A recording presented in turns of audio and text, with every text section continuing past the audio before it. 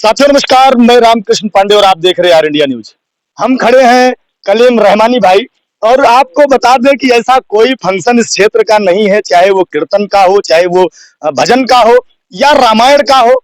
हर जगह ये आप देखे जाते हैं और भजन तो ऐसी लाजवाब गाते हैं कि आपका कान तो जब ये गाना शुरू करेंगे तो उधर ही रहेगा। कि मुस्लिम होने के बाद अगर आप भजन गा रहे हैं तो कहीं ना कहीं समुदाय में प्रश्न चिन्ह लगाना शुरू करता है। आप में एक समुदाय तो कहता है कि आपने भजन कैसे गा दिया, राम का नाम कैसे ले लिया। हम जानना चाहेंगे कि कभी कोई इस पर टिप्पणी तो नहीं की कि आप माइक उठाए और जरा देर ठहरो राम शुरू हो जाते। मेरा जो शुरुआती सबसे पहला जो स्कूल था वो मेरे एक आचार्य जी हुआ करते थे।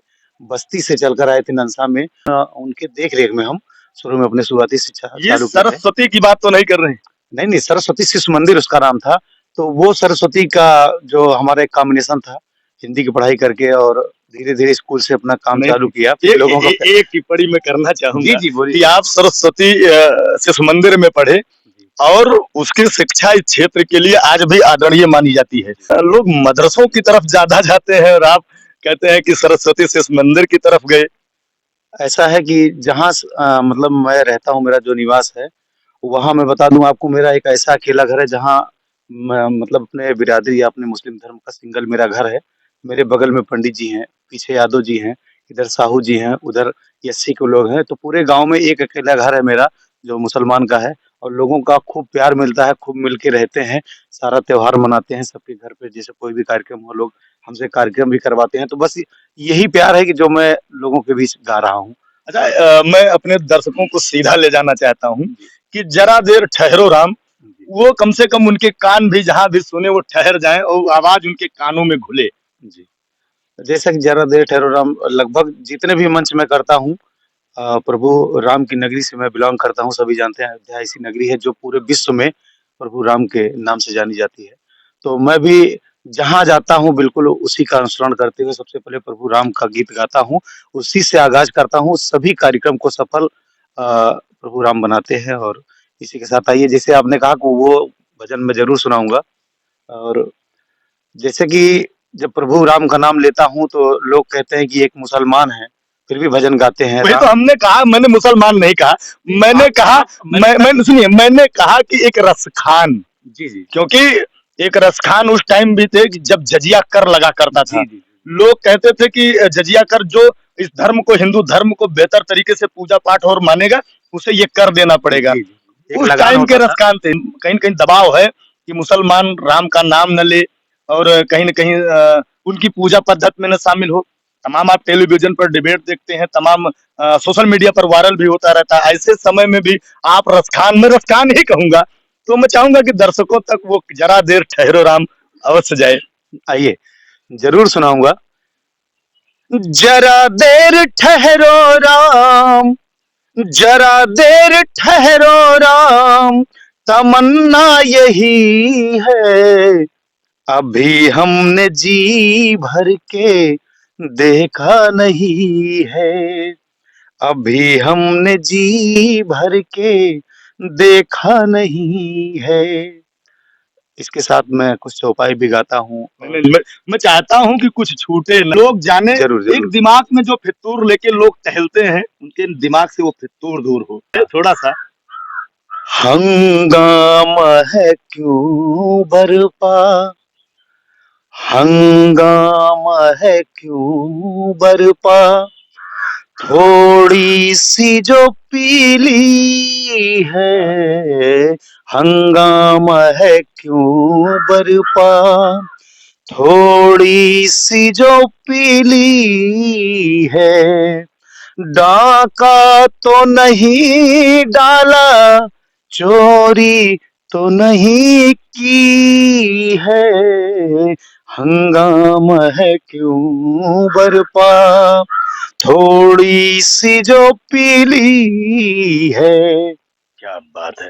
अच्छा, एक चीज और, जैसे आपने सुना है कि स्वरचित भी कुछ है, एक रचना आपकी भी है। जैसे भोजपुरी गाने आपने शायद लिखे होंगे, हिंदी भी लिखा है, हिंदी भी लिखे होंगे। तो मैं चाहता हूँ कि जो आपके स्वरचित गाने हैं और खुद की बोल है। जैसे मेरे गाने जो लिखते हैं मेरे चैनल जैसे के आर म्यूजिक, ऑफिशियल मेरा चैनल है, उसपे मेरे गाने आते हैं, उसमें भजन भी है, हिंदी भी है, भोजपुरी भी है। तो उसमें मैंने जो गाने लिखे हैं हिंदी, पहले एक गाना सुनाऊँगा आपको कि वो लॉन्च नहीं हुआ है। सौरभ मिश्रा एक मेरे राइटर हैं, वो आज हैं नहीं, कार्यक्रम के लिए बस्ती गए हैं। तो एक भजन है जो शायद अगले दिनों में आपको चैनल पे मिलेगी। मुरलिया फिर से बजा दो ना, ये राधा तुमसे कहती है। मुरलिया फिर से बजा दो ना, ये राधा तुमसे कहती है। ये राधा तुमसे कहती है, मुरलिया फिर से बजा दो ना, ये राधा तुमसे कहती है। ये भी गाना आपको केआर म्यूजिक पर देखने के लिए मिलेगा। लोग आज न कहीं देखेंगे कि वासना परोस रहे हैं, जी, जी, जी। कहीं न गंदे कहीं गाने देखें गंदे गाने परोसे जा रहे हैं। जी, जी। अच्छा, अवधी भी तो सुना है मैंने, अवधी भी आप कोई कई गाने लिखे हैं। तो मैं चाहता हूँ भोजपुरी और अवधी दोनों साथ में इसके पहले भोजपुरी फिर अवधी हमारे दर्शकों तक दें। एक गाना मैंने मतलब लॉकडाउन के दिनों में मुझे ये एहसास हुआ कि लोगों का जो जीवन था थोड़ा-सा अस्त-व्यस्त हो गया था।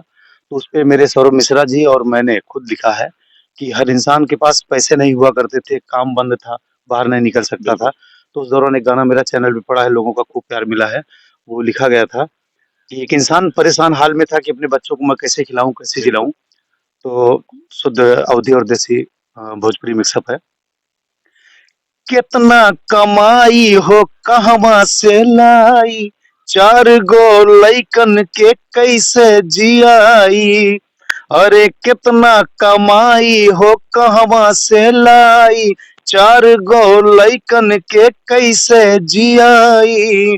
कैसे सबके खियाई दाल भात सुगनी, तनी पीस दे मेहरिया, तनी पीस दे मेहरिया टमाटर चटनी, तनी पीस दे मेहरिया टमाटर चटनी, तनी पीस दे मेहरिया।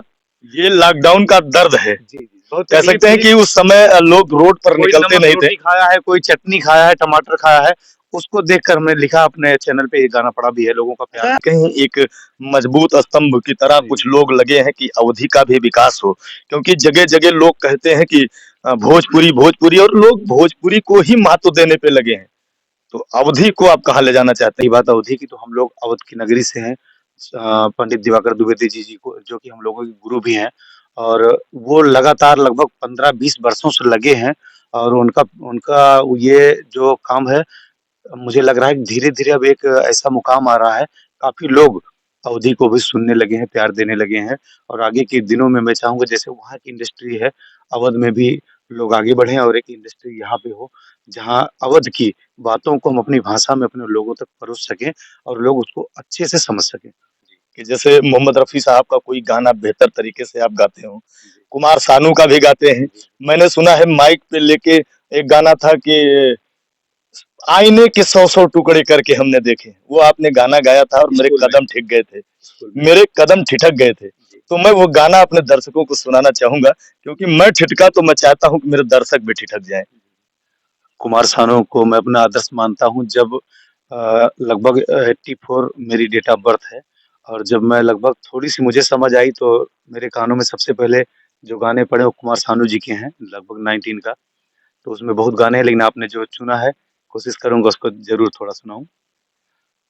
आईने के 100 टुकड़े करके हमने देखे हैं, आईने के 100 टुकड़े करके हमने देखे हैं, एक में भी तन्हा थे, 100 में भी अकेले हैं, 100 में भी अकेले हैं, आईने के 100 टुकड़े करके हमने देखे हैं। अंतरा जरूर सुनाऊंगा। जो बना था एक साथी, वो भी हमसे रूठा है, बेवफा नहीं फिर वो हमसे क्यों रूठा है, हमसे क्यों रूठा है। सोई सोई आंखों में आंसू के रेले हैं, सोई सोई आंखों में आंसू के रेले हैं, एक में भी तन्हा थे, सौ में भी अकेले हैं, सौ में भी अकेले हैं। क्या बात है। तो मोहम्मद रफी साहब का वो पुराना गाना, वो लजीज गाना, ये कह सकते हैं कि कानों को सुकून देने वाला वो गाना फिर एक बार आपके कलेवर में लोगों तक पहुंचे। जरूर सुनाऊंगा। दुनिया बनाने वाले क्या तेरे मन में समाई, काहे को दुनिया बनाई तूने, काहे को दुनिया बनाई, बोल क्या सूझी तुझको, क्यों तूने दुनिया सजाई, काहे को दुनिया बनाई। पुराना गाना बहुत ही अच्छा गाना है, जो जब सुना जाएगा लोगों को वही आनंद आएगा जो शुरू में ये सुने होंगे। आप जिनको गुरु मान रहे हैं, उन्होंने भी शुरुआत उस अश्लीलता के साथ की थी। जी मैंने उनके कई गाने सुने हैं कि जो ऐसे थे कि कान धोखा दे जाते थे, लोग घरों में सुनना पसंद नहीं करते थे। क्या कहना चाहेंगे उस पर? जैसे कि जब आदमी शुरुआत करता है संगीत में, उसे लगता है कि जैसे 1 साल 2 साल काम किया तो उसको लगता है बहुत टाइम लगेगा नाम मिलने में। तो काफ़ी लोग इस तरीके से भटक जा रहे हैं कि मतलब हमको जल्दी नाम करना है। हम लोगों को लगभग 15 साल 10 साल हम गा रहे हैं, लेकिन वो फ़ेम नहीं मिल पाया है। उसका रीज़न है हम गंदा नहीं कर रहे हैं। रही बात आप दिवाकर द्विवेदी जी जो पंडित जी हैं, गुरुजी की बात कर रहे हैं, तो उन्होंने जो कुछ गाया उसके लिए मैं कुछ नहीं कहना चाहूँगा, क्योंकि मैं उनके एक शिष्य के बराबर हूँ। और जैसे कि गुरु की बात होती है, जो संगीत में बड़े हैं, जिन्होंने कुछ किया है, संगीत को दिया है, उनको हम उन सभी को हम गुरु मानते हैं। और मेरे जो गुरु हैं, वो मेरे शुरुआती स्कूल के सभी हमारे गुरुदेव जी हैं, और उन्होंने जो हमें सिखाया, जो हमें शुरुआती क्षणों में हमसे सुना और अच्छा लगा, उनको लगातार हमसे सुनते थे, हमको प्रोत्साहन करते थे। उसका अनुसरण करते हुए हम आगे बढ़े, ना कि किसी गंदी चीज़ को फ़ॉलो करके आगे अच्छा, बढ़े। एक चीज हमने सुना है जी, कि जब आप राम के नाम पर और सरस्वती के नाम पर माइक लेके खड़े होते हैं, जी। तो कुछ लोग टिप्पणी करने चले आते हैं। उन्हें क्या मैसेज देना चाहेंगे? नहीं, उन्हें मैं मैसेज देना चाहूँगा कि मैं ऐसा हिंदुस्तान देखना चाहता हूँ, जैसे जब मैं बड़ा हुआ तो एक अच्छा, बहुत अच्छा वातावरण था, लोगों का आदान-प्रदान, उठना-बैठना, खाना-पीना बहुत ही बेहतरीन था, और वो मैं अभी भुला नहीं पा रहा हूँ। लेकिन मुझे लगता है कि मैं जब तक रहूँगा, मेरी जब तक साँसें रहेंगी, मैं उसी को जीना चाहूँगा। लोग क्या कहेंगे, क्या कहते हैं, अगर मैं उनके पीछे जाऊँगा, शायद जो मेरी सोच है और जो मुझे मिला है विरासत में, वो मैं कहीं न कहीं खो दूँगा। तो मैं सभी हिंदुस्तानियों से और सभी लोगों से चाहूँगा कि इस जात-पात और धर्म को सबसे पहले मैं चाहूँगा, आप कहाँ हैं, किस धर्म में हैं, उसको आप मानते रहिए। उससे पहले एक एक अच्छे इंसान बनिए, इंसानियत को आप अपने पास सजाइए, जिससे आप एक अच्छा इंसान बनने के बाद लोगों से आपका व्यवहार, बातचीत अच्छा हो सके, लोग आपके करीब आएँ, आपसे दूर ना भागें, आपको प्यार मिले, आप एक-दूसरे से प्रेम करें। जिसने जिसने आप पर ये टिप्पणी करी, जी। उसको क्या कहना चाहेंगे? उनको भी मैसेज देना चाहूँगा, शायद कहीं न कहीं उनके जो संस्कार हैं, या हिंदुस्तान की जो ये प्रथा है, हिंदू, मुस्लिम, सिख, ईसाई आपस में है भाई-भाई, शायद वो उनको पूरी जानकारी नहीं है, तो उनसे मतलब भी। ये कह सकते हैं कि अधूरी जानकारियों में अब तक चले आ रहे हैं। हाँ, तो साथियों, ये कलीम रहमानी भाई साहब थे, इनसे जो मुझे पता था, और जो गाना इन्होंने गाया है, वो हमने पूछा भी। अगली वीडियो में हम फिर इनसे मिलेंगे। लेकिन ये आज का जो वीडियो है, जो आज के दौर में जो बातें हुई हैं, ये कैसी लगी आपको? कमेंट देना ना भूलें, क्योंकि आज के रसखान को अगर देखना है तो वीडियो पूरी देखें। आर इंडिया न्यूज में बने रहने के लिए आपका बहुत बहुत धन्यवाद। चैनल में नए हो तो सब्सक्राइब करना ना भूलें। लाइक्स और कमेंट तो आपका फर्ज है। जय हिंद, जय भारत।